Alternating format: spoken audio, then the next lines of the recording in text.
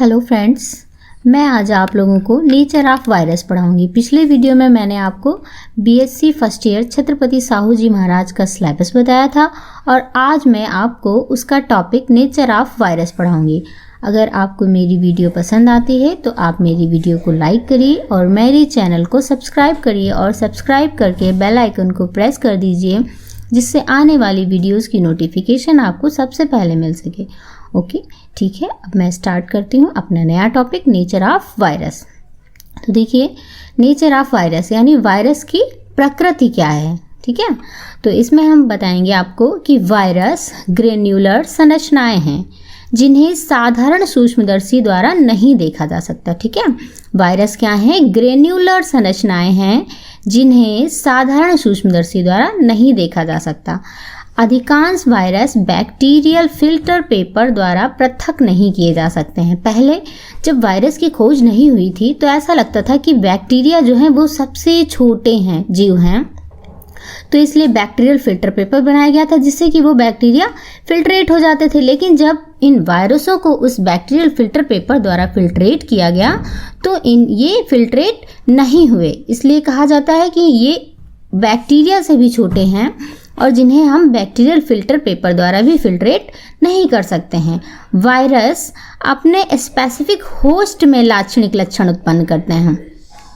ऐसे वायरस में कोई भी लक्षण नहीं है, ना उनका कोई गुण है, लेकिन जब वो अपना स्पेसिफिक होस्ट पा लेते हैं तब वे अपने लाक्षणिक लक्षण मतलब अपनी प्रॉपर्टीज को प्रकट करते हैं। ये ताप तथा आर्द्रता के प्रति अनुक्रिया प्रकट करते हैं, यानी ताप टेम्परेचर और आर्द्रता यानी ह्यूमिडिटी के प्रति रिस्पांस प्रकट करते हैं। ठीक है, और उसका अगला क्या है नेचर कि परपोषी ऊतक में वायरस जीवित जीव के लक्षण प्रकट करते हैं। जब इनको अपना स्पेसिफिक होस्ट मिल जाता है तो ये वायरस एक जीवित जीव के लक्षण, जैसे कि ये लिविंग है, इस तरीके का लक्षण प्रकट करते हैं। ऐसा लगता है कि ये लिविंग है। ठीक है, तो और बिना होस्ट के ये लिविंग नहीं लगते हैं। अब इनकी कुछ प्रॉपर्टीज़ होती हैं नेचर में, क्योंकि कभी कभी ऐसा लगता है कि ये लिविंग है, कभी ऐसा लगता है कि ये नॉन लिविंग है, तो इसकी प्रॉपर्टीज़ हैं। लिविंग प्रॉपर्टीज़ ऑफ वायरस, अब हम पढ़ेंगे लिविंग प्रॉपर्टीज़ ऑफ वायरस। तो इसमें हम क्या करेंगे, इनमें आनुवांशिक पदार्थ की पुनरावृत्ति होती है।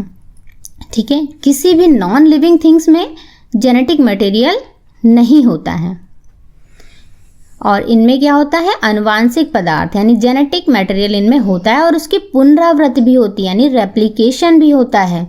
ठीक है, और यह ताप रासायनिक पदार्थों, विकिरण आदि उद्दीपकों के प्रति रिस्पांस प्रदर्शित करते हैं। ये इसकी लिविंग प्रॉपर्टीज हैं।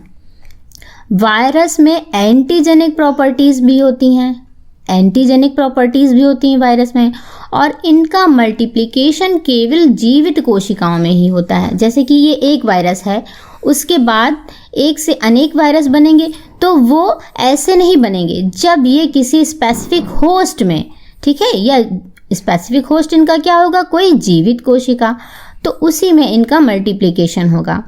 वायरस होस्ट स्पेसिफिसिटी दर्शाते हैं। ठीक है, समझ में आया कि वायरस होस्ट स्पेसिफिसिटी दर्शाते हैं। इनमें जेनेटिक मटेरियल आरएनए और डीएनए होता है।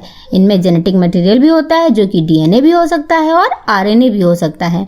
आपने कभी सुना है कि किसी नॉन लिविंग थिंग्स में जेनेटिक मटेरियल पाया जाता है? नहीं ना। लेकिन वायरस में लिविंग प्रॉपर्टीज ये होती है कि इनमें जेनेटिक मटेरियल होता है, डीएनए या फिर आरएनए, और ये कुछ ऐसे भी लक्षण प्रकट करते हैं जिससे लगता है कि ये नॉन लिविंग है।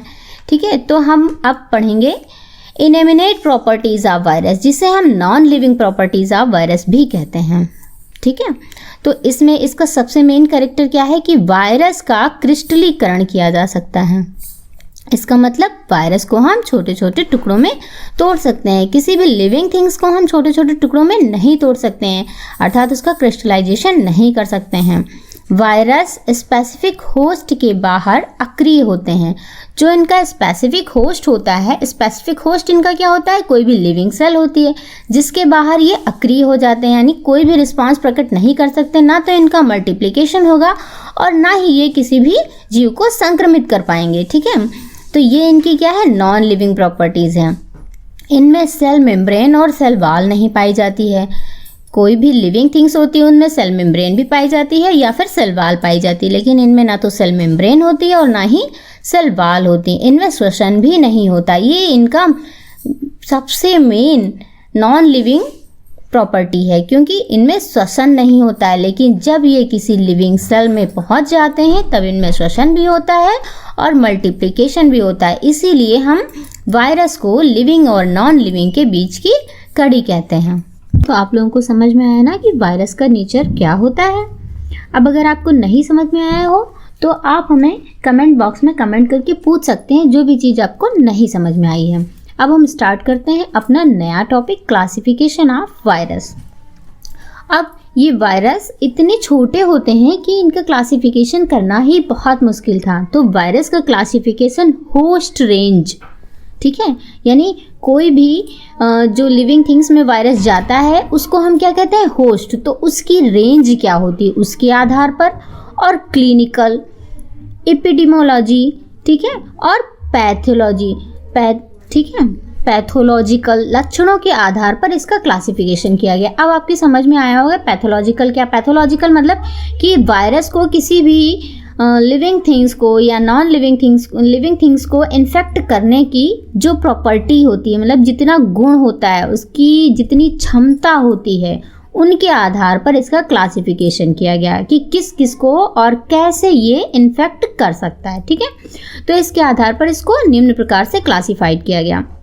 पहला, प्लांट वायरस। तो जो प्लांट वायरस होते हैं वो केवल पौधों को संक्रमित करते हैं। इन्हें bacterial virus, algal virus, fungal virus आदि अनेक उपवर्गों में विभक्त किया गया है, ठीक है। जो प्लांट वायरस होते हैं इनको बैक्टीरियल वायरस यानी जीवाणु वायरस, एल्गल वायरस जिन्हें हम शैवाल वायरस, फंगल वायरस यानी फंजाई जिसको हम क्या कहते हैं, कवक वायरस या कवक विषाणु आदि अनेक उपवर्गों में विभक्त किया गया है।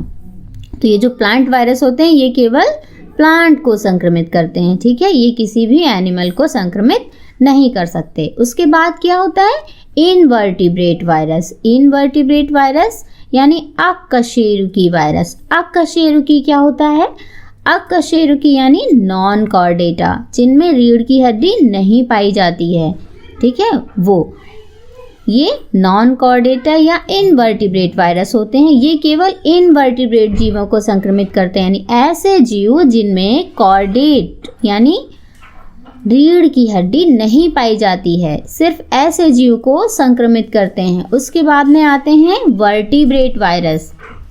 ये वायरस वर्टिब्रेट जीवों को संक्रमित करते हैं। वर्टिब्रेट यानी कॉर्डेट, जिनमें रीढ़ की हड्डी पाई जाती है, जैसे एनिमल हुए, मैमल्स हुए, ये कोई भी ऐसे उच्च वर्गीय जीव जंतु जिनमें रीढ़ की हड्डी पाई जाती है, ये वायरस उनको संक्रमित करते हैं, ठीक है। उसके बाद आता है डुअल होस्ट वायरस, यानी जिनमें डबल होस्ट होते हैं, ठीक है, उसको क्या कहते हैं, डुअल होस्ट वायरस। इस वर्ग में वे वायरस रखे गए हैं जो दो विभिन्न परपोषियों पर पराश्रित होते हैं। परपोषी का मतलब आप लोगों को पता ही होगा कि ऐसा कोई होस्ट जिस पे कोई दूसरा जीव जाके आश्रित हो जाता है। तो ये जो वायरस होते हैं ये डुअल होस्ट वायरस होते हैं, यानी दो परपोषियों पर पराश्रित होते हैं। किसी भी एक होस्ट पर जाने से इनकी साइकिल पूरी नहीं होती है। ये डुअल होस्ट वायरस होते हैं। तो ठीक है फ्रेंड्स, आज के लिए बस इतना ही। और अगर आपको मेरी वीडियो पसंद आई है तो मेरी वीडियो को लाइक कर दीजिए और मेरे चैनल को सब्सक्राइब कर लीजिए। सब्सक्राइब करके बेल आइकन को प्रेस कर दीजिए, जिससे आने वाली वीडियोस की नोटिफिकेशन आपको सबसे पहले मिल सके। Okay, thank you.